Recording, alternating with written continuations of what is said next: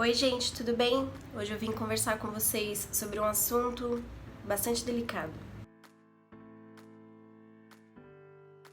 É um assunto que também é bastante pedido pra mim lá no Instagram pra abordar, principalmente por eu ter feito psicologia, né, antes de ser estudante de medicina. E acho que mais do que nunca chegou realmente a hora de falar sobre a saúde mental do estudante de medicina. E aí eu gostaria de pedir que, se você gosta aqui do canal e gosta dos vídeos que eu faço, já clique em gostei pra me ajudar e compartilhe esse vídeo com seus amigos, não porque eu precise de views, mas porque o que eu vou falar aqui é muito importante, precisa ser conversado e as pessoas precisam saber. Essa semana eu fiquei sabendo de mais um caso de suicídio de uma estudante de medicina da Universidade Federal da Bahia. Eu não sei detalhes sobre a história dela, o que motivou ela a fazer isso, o que aconteceu. Ela foi mais uma vítima de uma das doenças que mais mata na sociedade atualmente. Por que eu vou falar especificamente sobre a saúde mental do estudante de medicina e não saúde mental como um todo? O que me motivou a falar especificamente desse assunto, além do fato dessa notícia dessa semana em respeito a essa aluna da Federal da Bahia, é o fato de que os alunos de medicina são pessoas que estão sendo treinadas para cuidarem de outras pessoas.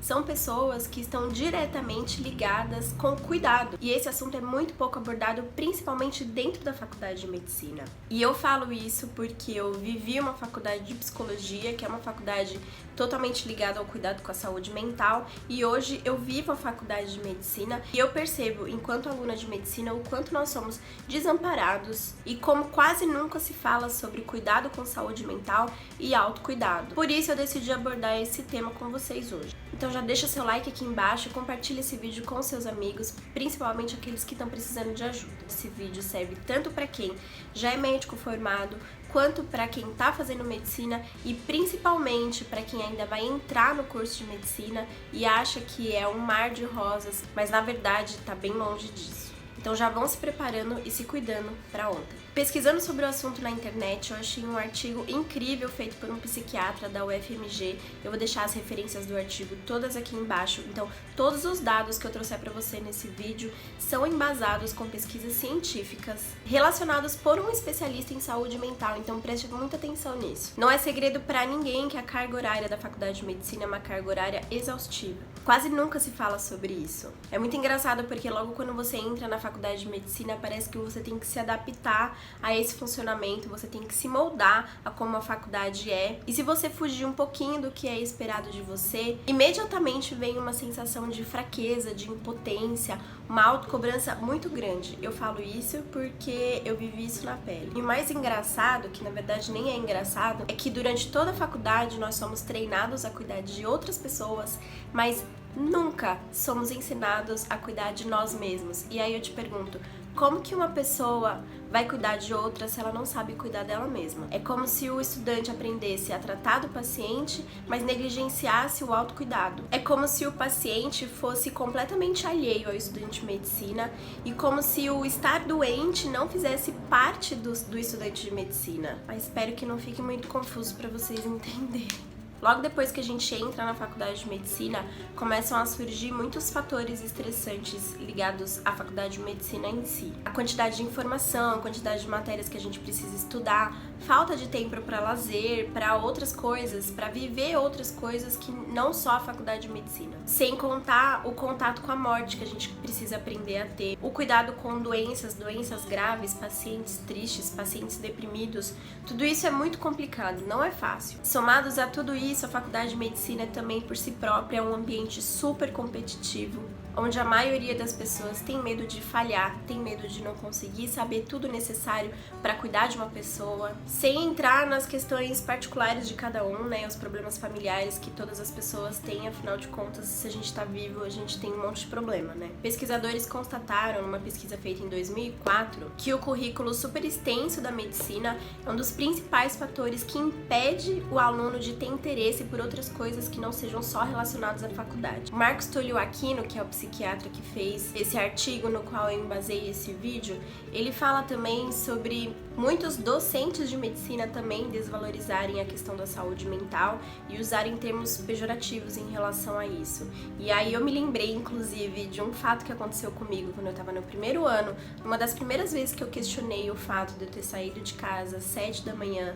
ter voltado às 8 da noite e ter que estudar das 9 da noite até meia-noite, porque eu tinha prova no dia seguinte, eu recebi o questionamento de um colega perguntando se eu já ia espanar. E isso é muito comum na faculdade de medicina, né? Você encontra muita dificuldade em questionar o funcionamento da faculdade como ela já é. Principalmente quando se fala em coisas relacionadas a cansaço, estresse. Eu percebo que existe muita dificuldade em questionar o funcionamento das coisas como elas são. E existe muita resistência também quando se fala, por exemplo, em redução de carga horária, redução da quantidade de plantão. Geralmente essa resistência parte justamente de pessoas que tiveram que se submeter a esse funcionamento, conseguiram passar aparentemente ilesos por esse funcionamento, né? Então, se você questiona que faz muitos plantões e acha que tem que diminuir a quantidade de plantão para poder ter tempo para fazer outras coisas na vida, algumas pessoas mais antigas costumam falar assim: ah, mas na minha época eu emendava 3 plantões de 24 horas, ficava 72 horas dando plantão e sobrevivi e tô aqui. Mas às custas de que aquela pessoa tá ali? E não é porque uma pessoa conseguiu, ou 10, ou 20, ou 30 pessoas conseguiram, que a gente não pode individualizar caso a caso e tentar entender qual que é a necessidade das pessoas, né? Tem pessoas que aguentam um ritmo de vida mais exaustivo, tem pessoas que não. Existem vários fatores relacionados. A gente nunca pode tomar por base o que é melhor para o outro a partir da nossa vivência, porque cada pessoa tem uma história, tem um funcionamento. Eu costumo bater muito nessa tecla. Então, assim, você não pode julgar o que é melhor para o outro. Se a pessoa está questionando e se diz cansada, se diz esgotada por um estilo de vida, aquilo é verdade para ela, e não é porque você aguentou que ela também é obrigada a aguentar. As pessoas às vezes têm dificuldade de entender, né, que cada pessoa é de um jeito. É como se existisse apenas uma regra que se aplicasse a todo mundo e todo mundo tem que se ajustar a isso a qualquer custo. E aí com isso a gente acaba desconsiderando outros fatores, fatores individuais, fatores subjetivos que podem levar a pessoa ao sofrimento. O Marcos Túlio fala também que uma pesquisa realizada pelo Conselho Federal de Medicina mostrou que mais da metade dos médicos tem problemas psiquiátricos, como ansiedade, depressão, além da própria estafa relacionada à profissão, que já é bastante exaustiva. Esse estudo também demonstrou que 5% dos médicos, em algum momento da sua vida, já se sentiram desesperançosos, infelizes e com ideações suicidas. Benevides e Pereira, num estudo em 2002, constatou que os sintomas psiquiátricos dos estudantes de medicina começam já no primeiro ano da faculdade, com restrição da vida social, diminuição da quantidade de hora de lazer, e passam a apresentar sintomas como ansiedade, depressão. E esses sintomas são duplicados quando esse aluno chega no terceiro ano da faculdade, porque à medida que o ano vai passando, a responsabilidade vai aumentando, a pressão também vai aumentando à medida que a gente vai se aproximando da formatura. Com isso, aumenta também o abuso de substâncias psicotrópicas, principalmente tranquilizantes, e é justamente quando aumenta a taxa de suicídio também. E aí eu vou fazer um parêntese aqui para contar para vocês que na minha faculdade, uma das coisas que a gente está acostumado a ouvir pelos corredores é que quando chega no quarto ano, as pessoas começam realmente a tomar tranquilizantes, tomar antidepressivos, porque não aguentam a carga horária e a pressão que é feita durante o quarto ano. Uma pesquisa feita no Canadá, em 2002, apontou que de um grupo de 3.520 médicos, 62% disseram que tem uma carga de trabalho exaustiva, 55% relataram que a família também sofre com esse estilo de vida que o médico leva, 65% se viram insatisfeitos e incapazes de mudar o estilo de vida dentro da profissão. As pesquisas sobre a saúde mental do estudante de medicina começaram na década de 60 por um pesquisador chamado Simon, e ele constatou que 80% dos estudantes que cometeram suicídio sofriam de transtorno depressivo. Falar sobre suicídio, na verdade, ainda é um assunto muito tabu. A gente desconhece quais são as reais intenções da pessoa, o que faz ela cometer suicídio de fato, mas esse estudo do Simon também apontou algumas razões para essas taxas serem tão elevadas no meio médico. médico. Uma delas é que o médico é justamente treinado a negligenciar a sua própria saúde, a natureza das suas emoções, negar o desconforto psicológico. A família pode acabar também negligenciando a saúde do estudante de medicina ou do médico pelo simples fato de confiar de que ele é capaz de se autodiagnosticar e de se autocuidar, sem contar que os médicos têm mais acesso a meios que podem ser bem efetivos de serem concluídos, como o uso de substâncias, medicamentos, né, entre outras coisas. Um outro pesquisador chamado Wexten, ou Wexten, não sei como fala, afirma que a elevada taxa de suicídio entre os estudantes de medicina e os médicos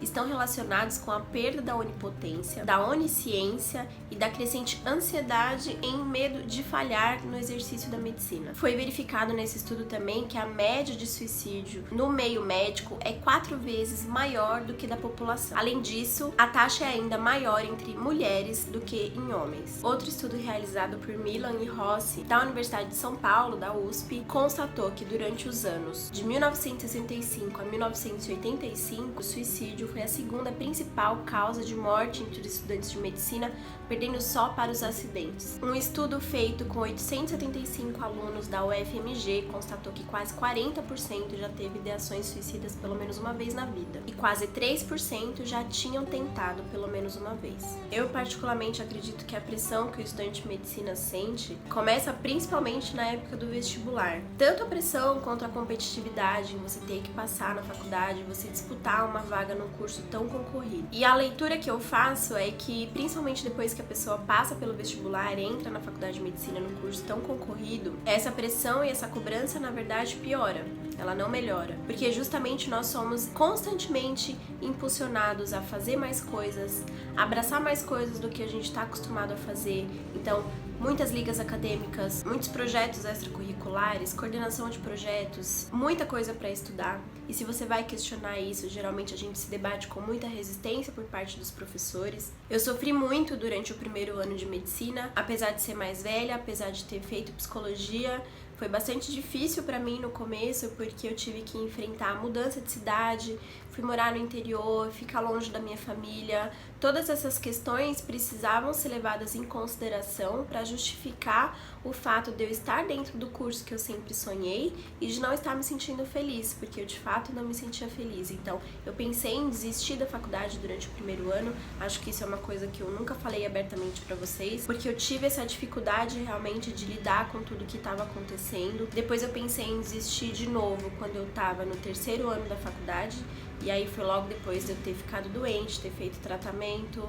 E pra mim foi muito difícil lidar com a situação de voltar pra faculdade, né, de me enxergar ainda como paciente, mas também como uma profissional em desenvolvimento. E eu tava ali cara a cara com a dor, com o sofrimento, com a minha, com o do outro, e eu fiquei muito confusa. Foi assim, acho que a fase mais difícil, de fato, pra mim, foi realmente ter voltado pro terceiro ano da faculdade. E foi com muita ajuda que eu consegui. Não vou negar pra vocês, tive momentos de dificuldade, tive momentos de pensar em saídas que não são saídas, né? Só que eu contei com muita ajuda principalmente do meu marido, ajuda da minha família, que me incentivava a continuar, ajuda da minha psicóloga também, que me ajudava a entender as minhas limitações, compreender que cada pessoa é de um jeito, cada pessoa funciona de uma maneira, e eu não sou obrigada a corresponder com uma expectativa que foi atribuída a mim por nem sei quem.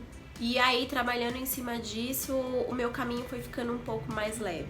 Precisei tomar remédio, até hoje eu tomo remédio. Não tenho vergonha nenhuma de assumir isso. Eu acho que os antidepressivos, eles existem para tratar uma doença, porque depressão é uma doença. E quando bem administrado e quando bem cuidado por profissionais bem treinados, eles são muito úteis para o paciente. A minha principal intenção com esse vídeo, além de alertar vocês em relação a esses números que eu achei super alarmantes, é incentivar ainda mais o autocuidado, é incentivar ainda mais o cuidado com a saúde mental. Confesso pra vocês que eu acho que hoje em dia eu penso tudo isso e eu consigo enxergar tudo de uma outra forma por ter feito psicologia antes. Mesmo tendo feito psicologia, eu sofri tanto durante o começo da faculdade, durante o meio da faculdade. Foi somente com a ajuda de profissionais externos que eu consegui também me recompor. Então, o que eu queria falar pra vocês é: não tenham medo de procurar ajuda. Não tenham medo de assumir que você é um indivíduo único no mundo. Você não precisa ser igual a ninguém. Se o fulano, o tio do periquito da vizinha aguentou dar 48 horas de plantão, 72 horas de plantão, não significa que você também tenha que aguentar. Se você conhece pessoas que foram presidente de liga, presidente da Atlética, do centro acadêmico e fez iniciação científica tudo ao mesmo tempo e lidou com tudo isso da forma mais simples possível, você não é obrigado a aguentar. Cada pessoa é única, tem uma história de vida, tem uma subjetividade, tem problemas pessoais únicos. Então não se compare com ninguém. Entenda quais são as suas reais necessidades. Entenda se você precisa parar e descansar, se você precisa pedir ajuda, se você precisa não estudar no final de semana e curtir a sua vida. Existem tantas outras coisas na vida, além da faculdade de medicina. Existe a sua família, os seus amigos, o seu namoro. Existem viagens, lugares para se visitar. A vida é tão maravilhosa e vale tanto a pena a gente ampliar nossos horizontes. Eu espero do fundo do meu coração que com esse vídeo você consiga se sentir um pouquinho acolhido, que você consiga enxergar que existe esperança na vida, que a vida pode ser mais leve. Eu tenho certeza que existem muitas pessoas que estão dispostas a conversar com você, que estão dispostas a emprestar um ombro amigo, te ajudar a encontrar um caminho que vai ser mais efetivo para você, te ajudar a encontrar uma terapia ou manejar os seus problemas de alguma forma que fica um pouco mais leve. Você não precisa carregar nenhum fardo sozinho. Compartilhe com seus amigos. Ajuda, cada um carrega um pouquinho e o fardo fica um pouquinho mais leve. Não compare a sua dor com a dor de ninguém. Cada pessoa é única, cada pessoa tem um problema e uma forma de encarar a vida. Eu não gosto de comparação entre problemas porque eu acho que cada um lida com isso da melhor forma possível. Cada um tem uma história de vida, então eu não acho que os problemas são comparáveis. Até hoje eu ainda enfrento problemas pelo fato de ter ficado doente, então não é sempre que eu tô animada, não é sempre que eu tô disposta, eu ainda tomo remédio, eu ainda fico triste, eu ainda choro por tudo que eu passei, eu ainda tenho problemas, mas eu tô constantemente atenta ao que tá se passando comigo, constantemente em busca em como melhorar, não para ser feliz eternamente, porque eu tenho certeza que isso não existe. Não tem como você ser feliz o tempo todo e você ser a pessoa mais animada o tempo todo. Todo mundo tem problema. Mas eu gosto de pensar que eu tô no caminho do meu autocuidado, que eu tô no caminho de me conhecer melhor e de entender quais são minhas reais necessidades, de entender que eu posso me acolher. E na grande maioria das vezes, quando eu tô em conflito muito grande comigo mesma ou quando eu tô sentindo muita culpa ou peso por alguma coisa que eu fiz ou deveria ter feito, eu costumo pensar como seria se fosse uma amiga minha. Isso inclusive eu aprendi com uma amiga minha muito querida, que é fazer esse exercício. Pensa se fosse uma amiga sua conversando com você e falando exatamente esses problemas. Como é que você reagiria em relação a essa pessoa? A gente tem tendência a ser muito mais exigente com a gente mesmo, então se cobrar mais e achar que nunca nada tá bom do que a gente faz, e quando é pra outra pessoa, a gente costuma relevar bastante as coisas, enxergar de uma outra forma e ser muito mais acolhedor. Então, se você pode ser acolhedor com outra pessoa, seja acolhedor com você mesmo, porque você também merece. Você merece carinho, você merece amor, você merece autocuidado, você merece viver uma vida leve, que tudo vai passar. As coisas boas e as coisas ruins também vão passar. Eu vou deixar aqui embaixo a referência desse artigo que eu li, se você quiser ele inteiro. Tem outros dados, tem bastante coisa para explorar, mas que ficaria muito grande nesse vídeo. Lembre-se também do Centro de Valorização à Vida. Então, se você sentir necessidade, diz que 188 e peça ajuda. Esse telefone é 24 horas e tem sempre alguém disposto a te ajudar. Lá no meu Instagram tem um destaque chamado Psico, onde você consegue encontrar também uma lista de profissionais que se formaram comigo na USP em 2012 e que estão dispostos também a te atender. Espero que vocês tenham gostado desse vídeo. Se você gostou, não esquece de clicar em gostei aqui embaixo. Se inscreve no canal para não perder outros vídeos. Comenta aqui embaixo também o que você acha sobre esse tema. Me segue lá no Instagram, que eu tô sempre falando e dando dicas também sobre autocuidado e saúde mental. E a gente se vê no próximo vídeo. Um beijo. Tchau!